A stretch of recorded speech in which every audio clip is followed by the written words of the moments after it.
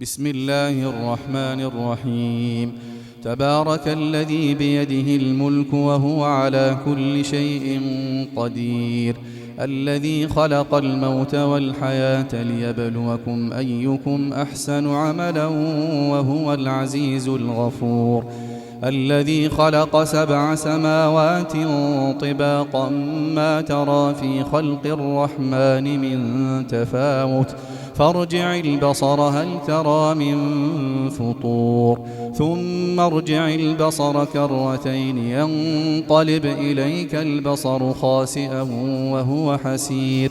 ولقد زينا السماء الدنيا بمصابيح وجعلناها رجوما للشياطين وأعتدنا لهم عذاب السعير، وللذين كفروا بربهم عذاب جهنم وبئس المصير. إذا ألقوا فيها سمعوا لها شهيقا وهي تفور، تكاد تميز من الغيظ كلما ألقي فيها فوج سألهم خزنتها ألم يأتكم نذير، قالوا بلى قد جاءنا نذير فكذبنا وقلنا ما نزل الله من شيء إن أنتم إلا في ضلال كبير، وقالوا لو كنا نسمع أو نعقل ما كنا في أصحاب السعير، فاعترفوا بذنبهم فسحقا لأصحاب السعير. إن الذين يخشون ربهم بالغيب لهم مغفرة وأجر كبير، وأسروا قولكم أو اجهروا به إنه عليم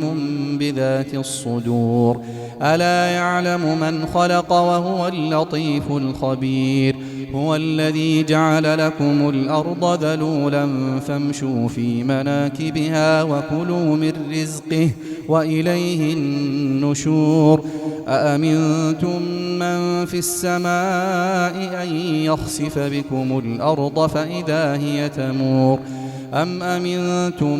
من في السماء أن يرسل عليكم حاصبا فستعلمون كيف نذير، ولقد كذب الذين من قبلهم فكيف كان نكير، أولم يروا إلى الطير فوقهم صافات ويقبضن ما يمسكهن إلا الرحمن إنه بكل شيء بصير،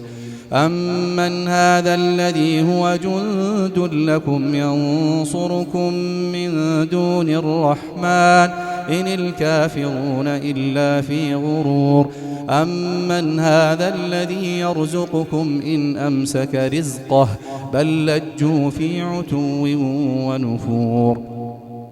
أفمن يمشي مكبا على وجهه أهدى أمن يمشي سويا على صراط مستقيم، قل هو الذي أنشأكم وجعل لكم السمع والأبصار والأفئدة قليلا ما تشكرون، قل هو الذي ذرأكم في الأرض وإليه تحشرون، ويقولون متى هذا الوعد إن كنتم صادقين، قل إنما العلم عند الله وإنما أنا نذير مبين، فلما رأوه زلفة سيئت وجوه الذين كفروا وقيل هذا الذي كنتم به تدعون، قل أرأيتم إن أهلكني الله ومن معي أو رحمنا فمن يجير الكافرين من عذاب أليم،